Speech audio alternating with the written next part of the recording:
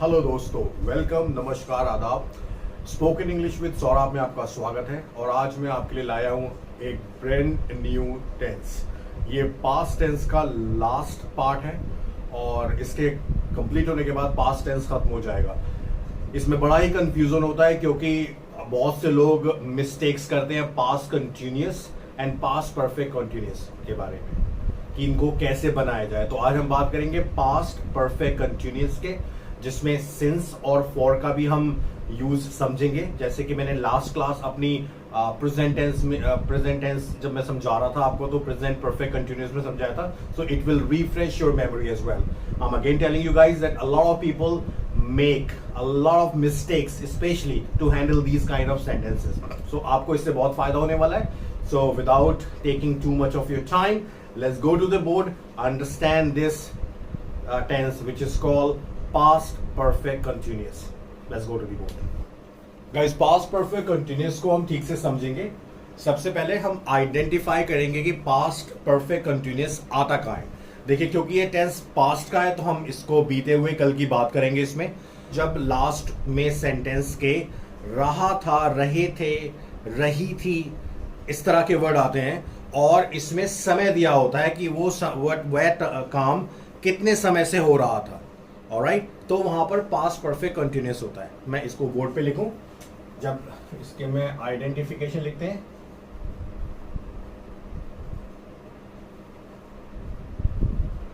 जब सेंटेंस रहा था, रहे थे से खत्म हो और साथ में टाइम दिया हो, वहां पर पास्ट परफेक्ट कंटिन्यूअस होता है। ऑलराइट, इसमें सेंटेंस बनाने का रूल क्या है? रूल से पहले मैं आपको एक दो एग्जांपल दे दूं। जैसे इस तरह का सेंटेंस हो कि मैं बच्चों को 5 बजे से पढ़ा रहा था। देखिए, पढ़ा रहा था ये पास्ट टेंस है। अगर मैं इसको ऐसे बोलता कि मैं बच्चों को पढ़ा रहा था, तो यहां पर पास्ट कंटिन्यूअस टेंस आता। लेकिन मैं बोल रहा हूं मैं बच्चों को 5 बजे से या 5 घंटों से पढ़ा रहा था। इट्स मीन 5 घंटे पहले से मैंने पढ़ाना शुरू किया और उस वक्त जब मैंने ये सेंटेंस फ्रेम किया तब तक पढ़ा रहा था। Alright, I am sure you understand that. तो जहां पर टाइम आ जाता है वहां पर पास्ट परफेक्ट कंटिन्यूअस होता है। ऑलराइट, इसके रूल देख लेते हैं हम। बहुत सिंपल रूल है, रूल नंबर 1 और रूल नंबर 2। मैं इस तरह से लिख रहा हूं, जब सेंटेंसेस शुरू हो ही, शी, इट, सिंगुलर नंबर मतलब एक वचन। सिंगुलर नंबर जब मैं बोलता हूं तो इसका मतलब होता है एक नाम भी, एक व्यक्ति। ऑलराइट, जब सेंटेंस शुरू हो आई, वी, यू, दे और प्लूरल नंबर। प्लूरल नंबर मतलब एक से ज्यादा व्यक्ति। इन सब के साथ हैड, बीन और वर्ब की फर्स्ट फॉर्म में आईएनजी लगा करके सेंटेंस को बनाते हैं। ऑलराइट, रूल देख लीजिए। सबसे पहले हम सब्जेक्ट लिखते हैं, उसके बाद हैड, बीन लिखा जाता है। इसका मतलब सब्जेक्ट कुछ भी हो, आपको सिर्फ हैड बीन ही लिखना है। ऑलराइट, हैड बीन, उसके बाद वर्ब की फर्स्ट फॉर्म में आईएनजी, और इसमें सिंस और फॉर भी यूज होता है। मैं इसका भी आपको एक्सप्लेन बताऊंगा कि सिंस कहां लगेगा और फॉर कहां लगेगा। और फिर ऑफ कोर्स ये ऑब्जेक्ट का ही पार्ट होता है। लास्ट में ऑब्जेक्ट लगाते और सेंटेंस बनाते हैं। ओके, नाउ जैसे कि एक सेंटेंस है, मैंने आपको एग्जाम्पल भी दिया था कि मैं बच्चों को 5 घंटों से पढ़ा रहा था। सब्जेक्ट आई है, मैं, पढ़ा, हैड बीन इसमें लगाएंगे। हैड बीन, पढ़ाने की बात कर रहे हैं मतलब टीचिंग टू द चिल्ड्रन। अब यहां पर बात होती है 5 घंटों से। अब देखिए, 5 घंटे कुछ निश्चित समय नहीं है। 5 घंटे सुबह के थे, 5 घंटे शाम के थे, 5 घंटे कब के थे, मतलब कोई निश्चित नहीं है कि 5 घंटे कब के थे। ऑलराइट, तो यहां पर जब हमें निश्चित समय नहीं होता है तो फॉर का यूज होता है, फॉर 5 आवर्स।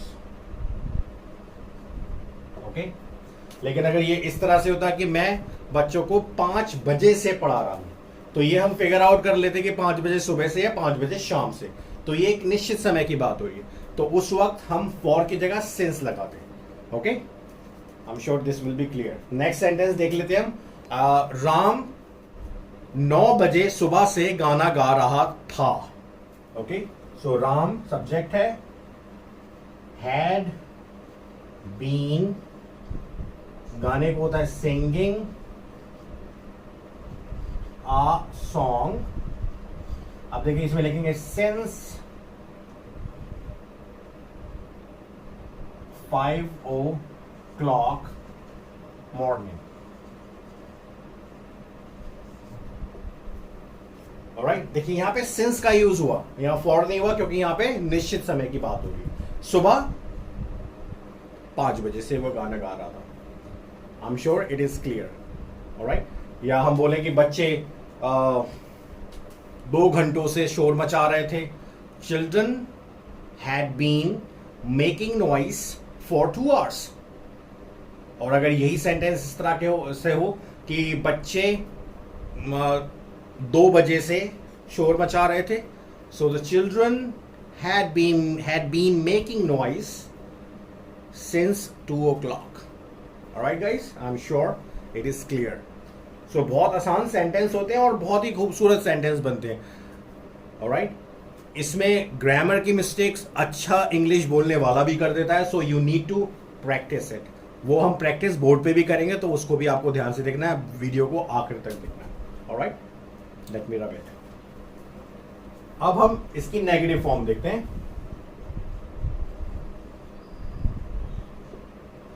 देखिए नेगेटिव फॉर्म बहुत आसान है, सिर्फ इसमें नॉट लग जाना है और वो नॉट लगेगा हैड और बीन के बीच में। तो मैं सब्जेक्ट, इसका रूल बता दूं। देखिए रूल इस तरह से लिखा जाएगा, सबसे पहले सब्जेक्ट लिखा जाएगा, उसके बाद आएगा हैड, फिर यहां पर नॉट आएगा, देन इसको इस पे आएगा बीन और वर्ब की फर्स्ट फॉर्म में आईएनजी लगा करके सेंटेंस बना देते हैं, लास्ट में ऑब्जेक्ट लगता है। ओके, जैसे एक और सेंटेंस मैं बोल दूं कि मछुआरे 5 बजे से मछली नहीं पकड़ रहे थे। ओके, तो फिशरमैन मतलब मछुआरे हैड नॉट बीन कैचिंग। देखिए कैच फर्स्ट फॉर्म है तो कैचिंग आईएनजी लग गया। The fishes since 5 o'clock। देखिए सिंस इसलिए क्योंकि वहां पे 5 o'clock है। ऑलराइट, एक और सेंटेंस बनाए कि सीता 5 घंटों से काम नहीं कर रही थी। Sita had not been working for 5 hours। Okay, देखिए क्योंकि सीता 5 hours निश्चित समय नहीं है इसलिए फॉर यूज हुआ, तो सीता 5 घंटों से काम नहीं कर रही थी। ओके, सिर्फ नॉट हैड और बीन के बीच में लगा करके सेंटेंसेस बनाने होते हैं। आई am sure it is clear. बहुत आसान रूल है। It is only that you need to understand the grammar and you need to learn that whenever, if there is a continuity of the sentence and time is giving, जहाँ कहीं भी एक किसी sentence में निरंतरता है, वो पास्ट टेंस का सेंटेंस है और उसमें समय दिया गया है, तो वहाँ पर पास्ट परफेक्ट कंटिन्यूअस टेंसेस को बनाया जाता है। चलिए आगे हम चलते हैं इंटेरोगेटिव सेंटेंसेस में। नेक्स्ट है interrogative sentences. Interrogative sentences question बनाने वाले सेंटेंसेस दो तरह से बनते हैं। एक तरह के क्वेश्चन जिसमें सिर्फ आंसर यस और नो में दिया जा सकता है, जिसमें क्या से सेंटेंस शुरू होता है, जैसे क्या मैं 5 घंटों से बच्चों को पढ़ा रहा था, क्या सोहन 5 बजे से कठिन परिश्रम कर रहा था, क्या अली 2 घंटों से खेल रहा था। तो जब भी क्वेश्चन क्या से शुरू होता है, ओके, तब हेल्पिंग वर्ब जो कि है हैड, वो सब्जेक्ट से पहले लिख करके हम सेंटेंसेस बनाते हैं। रूल देखिए क्या होता है इसका। सबसे पहले हम हैड लिखते हैं, उसके बाद लिखते हैं सब्जेक्ट, फिर आता है बीन, फिर वर्ब की फर्स्ट फॉर्म में आईएनजी लगाते हैं और ऑब्जेक्ट लिखते हैं। सिंस और फॉर मैंने आपको बता दिया था, और सेंटेंस बना देते हैं। ओके गाइस, जैसे कि मैं एक सेंटेंस लिखूं, क्या अली 5 घंटों से खेल रहा था। हेड पहले आएगा, सब्जेक्ट है अली, खेलने के लिए हम लिखते हैं बी, देखिए बीन लिखेंगे इसमें ऑलरेडी, ये रूल का पार्ट है। खेलने के लिए होता है प्ले, तो इसमें आईएनजी लगाएंगे, प्लेइंग, क्योंकि हमने 5 घंटों की बात करी है, तो फॉर 5 आवर। क्या अली 5 घंटों से खेल रहा था। Had Ali been playing for 5 hour. Okay, क्या मोहन 5 बजे से यात्रा कर रहा था। ओके, क्या मोहन 5 बजे से, क्या मतलब हैड से शुरू होगा sentence. Had Mohan been travelling, देखिए यात्रा करने को बोलते हैं ट्रैवल, इसमें हमने आईएनजी लगा दिए, travelling since 5 o'clock। I am sure it is clear. Since Mohan, had Mohan been travelling since 5 o'clock। Since हमने इसलिए लिखा क्योंकि 5 o'clock एक निश्चित समय है। ओके,